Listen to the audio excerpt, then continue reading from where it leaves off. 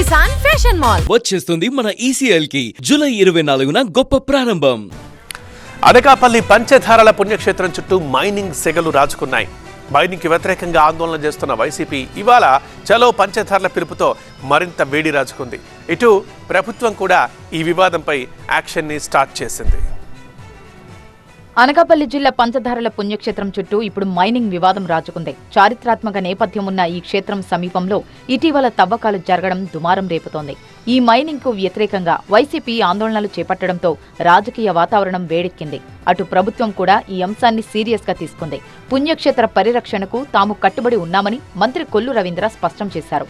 అవసరమైతే ప్రత్యేక కమిటీతో విచారణ చేయించి తప్పు చేసిన వారిపై చర్యలు తీసుకుంటామని హెచ్చరించారు. పంచదార్లలో మైనింగ్ ను మినహాయిస్తామన్నారు. డిఆర్సీ సమావేశంలోనూ మైనింగ్ అంశంపై చర్చిస్తామన్నారు మంత్రి కొల్లు. డిఆర్సీలో కూడా ఎమ్మెల్యేలు అందరూ తీసుకొచ్చారు, దాన్ని మినహాయించాలని చెప్పడం కూడా జరిగింది. దాని మీదట ఆ రోజు నిర్ణయం కూడా తీసుకున్నాం. దానికి సంబంధం లేకుండా చేస్తామని చెప్పి పర్మిషన్ తెచ్చుకున్నారు. అది ఎక్స్ట్రా వెళ్ళారని చెప్పి మాకు ఇప్పుడున్నటువంటి దీని ప్రకారం తెలుస్తుంది. అలా ఎవరైనా అతిక్రమించి ఉన్నట్టయితే వాళ్ళ మీద చర్యలు తీసుకుంటాం. ఇంకా దాన్ని ఎట్టి పరిస్థితుల్లో కూడా ఆల్రెడీ చెప్పడం జరిగింది. డిఆర్సీలో కూడా ఎమ్మెల్యేలు అందరూ కూడా ఏకాభిప్రాయం చెప్పారు.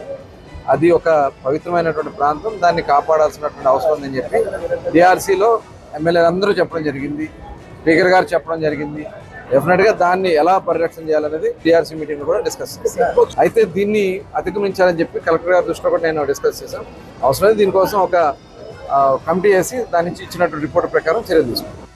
మరోవైపు పంచదారులపై ఆందోళనను ఉధృతం చేసిన వైసీపీ చలో పంచదారుల కార్యక్రమానికి పిలుపునిచ్చింది. వందలాది వాహనాల్లో వేలాది మందితో భారీ ఆందోళన చేపడతామని వైసీపీ నేత కురసాల కన్నబాబు హెచ్చరించారు. అనకాపల్లి ఎంపీ ఎమ్మెల్యేలు పంచభూతాలను దోచుకునేందుకు ప్రయత్నిస్తున్నారని ఆయన ఆరోపించారు. మొత్తం ఎంపీ ఎమ్మెల్యే ఇద్దరు కలిపి కొండలు రాత్రి మాయం చేసేస్తారు. స్వయంగా స్థానిక ఎంపీ సీఎం రమేష్ గారు సొంత company Rithvik constructions and mining అంట. దాని మీద లీజులు తీసుకున్నారు. ఇచ్చిన దానికన్నా అధ్వానంగా తవ్వేశారు 2 నెలల్లో. ఇంకొక కంపెనీ పేరుని చేస్తున్నారు. అది స్థానిక ఎమ్మెల్యే గారు సంబంధించిన కంపెనీ అని చెప్తున్నారు. లక్ష్మీ నరసింహ మినరల్స్ అంట. మేము అడుగుతున్నాం, మీరు దొంగలు ఊళ్ళు పంచుకున్నట్టుగా మీరందరూ కలిపి కొండలు పంచుకుని తినేస్తారా? అనకొండలాగా డబుల్ ఇంజిన్ సర్కార్ అంటే ఇదేనా?